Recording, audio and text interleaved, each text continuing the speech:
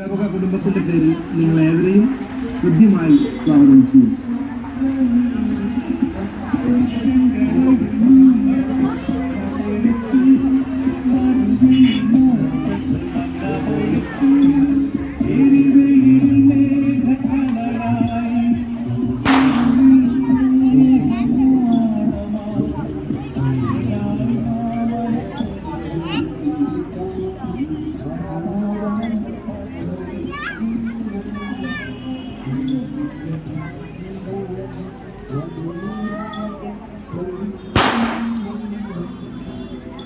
നടത്തറ തിരുഹൃദയ ദേവാലയം പിന്നിട്ട വഴികളിലൂടെ നഗരത്തിൻ്റെ പ്രസരിപ്പും ഗ്രാമത്തിൻ്റെ ശാരീരതയും ഒന്നുചേർന്ന നടത്തറ ദേശം.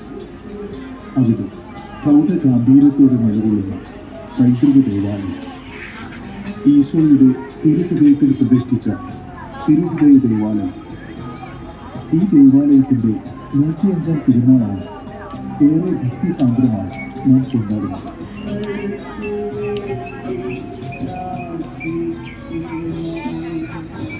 1905 നടത്തറയിലെ 13 കത്തോലിക്ക കുടുംബങ്ങൾ ചേർന്നാണ് ഇടവക രൂപീകരണത്തിന് തുടക്കം കുറിച്ചത്.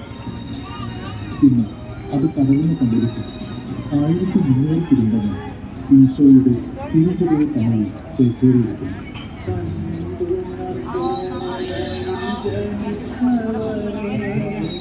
1918 നവംബർ 6-ാം തീയതിയാണ് ആദ്യ ദേവാലയത്തിന്റെ ശിലാസ്ഥാപനം ജോൺ മീനാച്ചേരി നടത്തിയത്.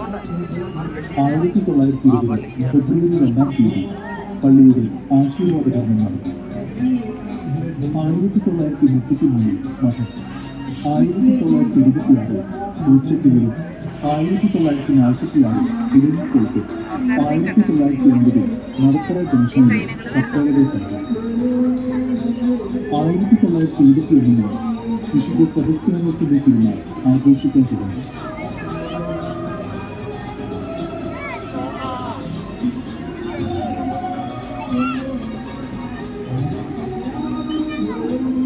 ബഹുമാനപ്പെട്ട ജോസ് വള്ളൂരാനത്തിന്റെ കാലഘട്ടത്തിലാണ് ഇപ്പോൾ കാണുന്ന ദേവാലയ നിർമ്മാണത്തിന് തുടക്കം കുറിച്ചത്.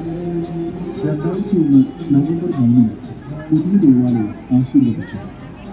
1300 ഇടവക കുടുംബങ്ങൾ, 29 കുടുംബ കൂട്ടായ്മകൾ, അങ്ങനെ ദിനത്തോടെ ഇടവക വളർന്നുകൊണ്ടിരിക്കുന്നു. നാളിതുവരെയും ഇടവകയെ ആത്മീയമായി വളർത്തി മുന്നോട്ട് നയിച്ച വൈദിക സംഘടനമാരെ നന്ദിയോടെയാണ്.